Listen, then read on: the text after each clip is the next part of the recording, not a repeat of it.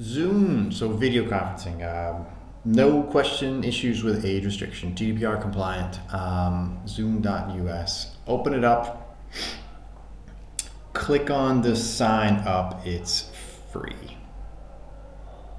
And you want to sign in with Google. Right. Now, there's a thing that'll happen. We want you to do this now. It won't be an issue, but in case there is some kind of issue in the downloaded software, because it will put some sort of software in your computer, because it's a program, it's pretty heavy. It'll automatically run, but in case there's some random chance that it doesn't, we have our IT help desk who can fix things for you before you're at home by yourself without admin properties. So we're going to click on this schedule a new meeting, and now a list of options will open up. This of course will be dependent on what you're doing. If it's a D block 9.4 English, you decide. Could be, hey, answering your weekly questions, or this is the open office hours, what have you. This time thing, it is what it is. It's almost like scheduling an assignment in Google Classroom. We're going to click on this because I want it to immediately start. Now the duration, the plan we're using, which is for the most part is going to suffice for what we need. The lengthiest amount of duration you'll have for this is 40 minutes. You can run as many of these as you need, and you can have as many participants in there as you need as well. Now, mine's already set up, yours might not be. Do make sure you tick on that Bucharest thing, because that's obviously working with calendar and our schedule and everything else, even if for some reason you're in a different continent. I think make sure this is that time so everybody understands that time, right? So important, video on. It's video conferencing. Turn it on, right? Participant, video on. Audio, both. Now, this meeting thing, you might see some nuances and caveats as you start to use this. Now, the one I'm interested in is record the meeting automatically at the end of the what have you. So it'll categorize or catalog and keep these lessons or whatever you're using them for. I'm recording this with QuickTime. If we find out, because I'm going to play with this, if this isn't really working and there's something weird, if it's lagging, the QuickTime tutorial, which you've already looked at, is a very nice way to record anything. So I can double up. I can use this video conferencing. I can record it all because it's going to be there with my screen casting, if you will, and I can put that in the drive and share it for later. Now you might realize that the start of the class or people jumping in at once is a bit chaotic, so you might want to mute participants upon entry. I'm going to hit save. And now there's a couple things I'm going to play with. So this join URL, in theory I can take this. Now I have another computer right here. This document shared, I'm going to see what it looks like from this end when I open it up. And of course, I can click on the copy the invitation, and I can send that in some sort of email. It's the same thing. It's going to give them the same stuff they need to log in with. I'm going to start this meeting, and once this opens up, this is the bit which shouldn't be a problem. It's going to force something to download, and that'll run automatically. From there on out, you'll be using the desktop application. Yeah, it will be a program on your Mac. You can find that in your Finder. I'm going to download and run Zoom because it didn't do what I wanted it to do. So have a look at this super quick. And your Mac at the bottom, there's zoom.pkg. The PKG will open up. The DMGs is when we need Alex to come over and open things up for us. So this guy's going to run hopefully automatically. I'm going to see what this does. I'm going to hit continue. This will go through a couple of steps.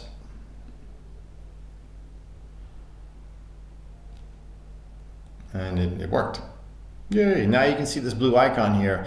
That is the icon for the application in our Mac, Zoom. So now I can type Zoom and you'll see it's super small over there. but the blue icon pops up and I can get to it that way. So I don't need to go back to the browser bit anymore. I can hit new meeting. Now I'm on here twice. It's crazy. Now, join with computer audio. Yes. You are using the computer audio. Yes. These different angles. Now, invite.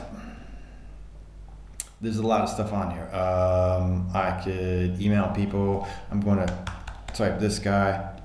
Now, this isn't the quickest thing. I'm going to time this over here on this other computer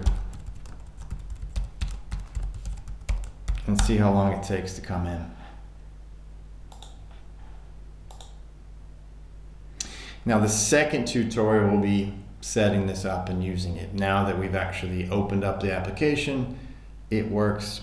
Everything else will be, well, structure, time. Do I use the code? Do I schedule ahead of time and invite them and so they automatically sort of are knowing where to go? Do I allow them to get into there before the class starts or the lesson starts? These sorts of things. So second Zoom tutorial, how to schedule an event and how to get those people, your participants, into that event the easiest way.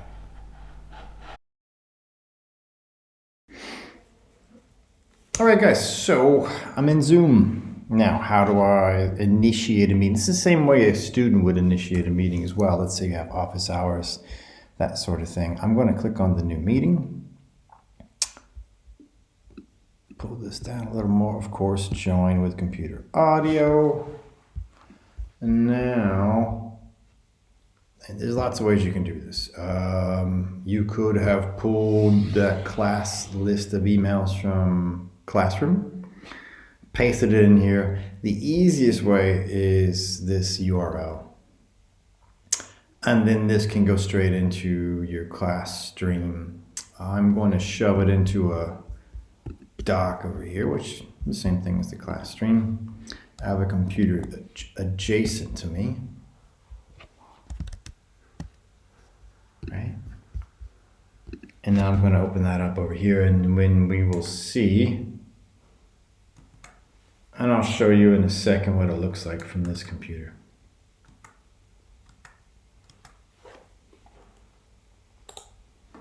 So we'll see another participant jump in over here. Now, it'll prompt a lot of the same things. Join with video.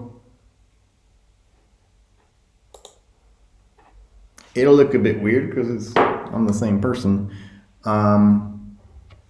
But this bottom is my participant. And of course, this would become tiled. And I'm going to pull this down as more participants potentially join this meeting. I can click on this guy right here and pin the video, stop video, hide self view, that sort of thing. Here's my gallery. And I have a couple options there. So this down here is the me. This one over here is the student me, right? That makes sense. So we got a chat feature over here on the right. You can turn it on or turn it off. You can chat to specific people if you needed to. I don't know what that looks like with the kids. Could get a little weird. But as you can see, it indicates you. And who else is doing that? This is the record button. I'm going to play with that. And again, this could be very nice in terms of, hey, it's supposed to be 12 of us here. One's missing. I'm going to click that record and they'll have that as some sort of archive. I can put that someplace which is accessible for them. There's all sorts of features you can sort of look at with these participants over here. I'm going to drag this over a little more. I'm going to unmute. And now we're going to get some weird Jimi Hendrix stuff going on because I'm in the same room. Going to mute that. Stop video, make host, allow, record, rename, remove. You've been a bad kid.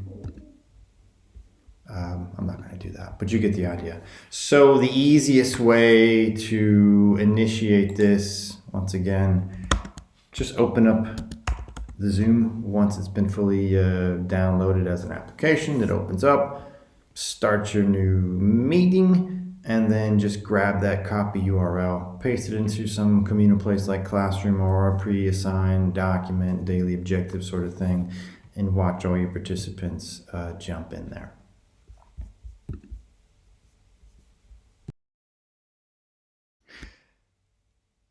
All right, so just a continuation of that. You started a meeting, invited somebody. What does it look like when someone else starts a meeting and gives you a link to join? So over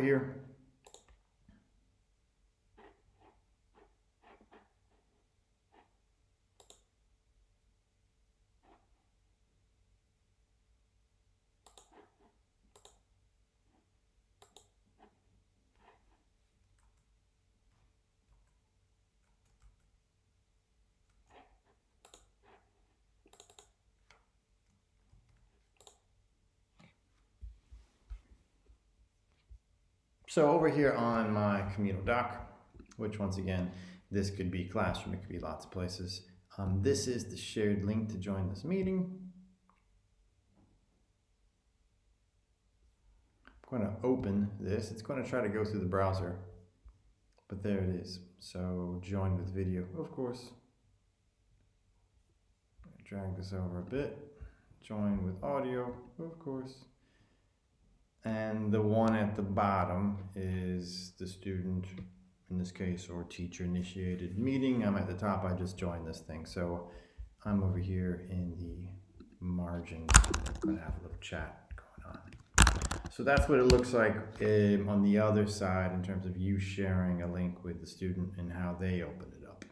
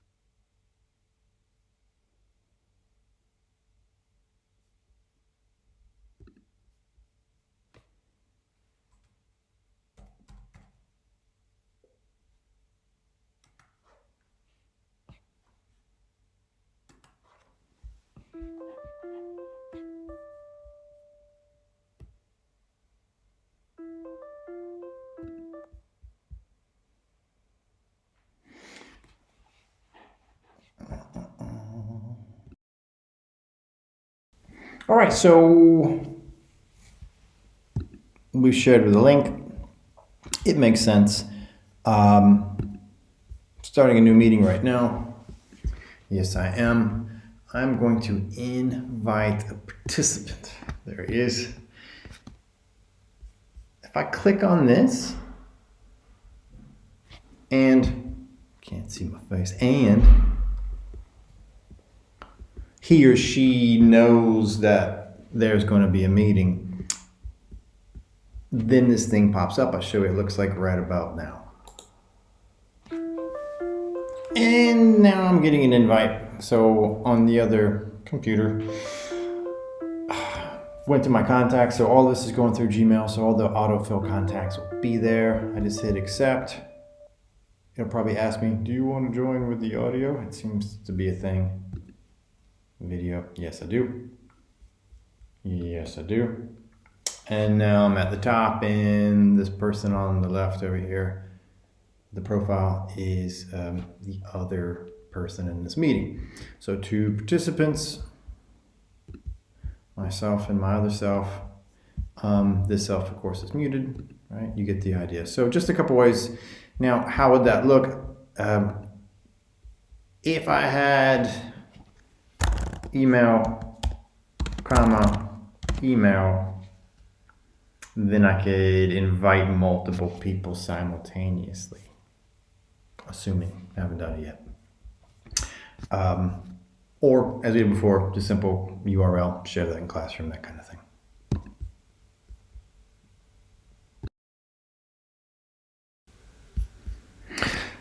All right, so currently 2 people in this meeting, right? Getting a lot of stuff done. Now, share screen seems to be an obvious feature we'd want.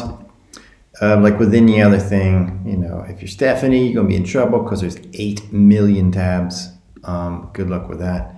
I got a few. I'm going to share. No idea what this is. Yay.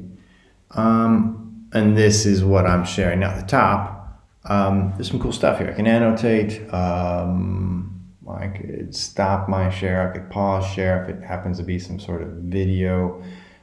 This will get me back to the other bit. Let's do this annotation thing. I haven't played with this. Text select. I'm going to go with draw with this guy. Because I just like to put circles on things. Going to go with the line. Pretty cool. So I'm going to stop my sharing at the top. There it is, you can see it. And now we go back to this. Where that shared thing went, didn't go anywhere. It's gone, right? So if you think that's a cool feature, say, this is cool. We can stop. I could literally, the kid can share his screen, annotate, do some math, that kind of stuff. Math, right? I know you guys like to draw on screens and have people complete stuff. Then they could potentially take a screenshot of that and they can archive that in some place that makes sense to them, or maybe even better, a communal slide deck where, this is the problem we worked on Tuesday, first problem, second problem, third problem. And, they're responsible for taking screenshots of this work and putting it someplace and archiving it. All right. Zoom.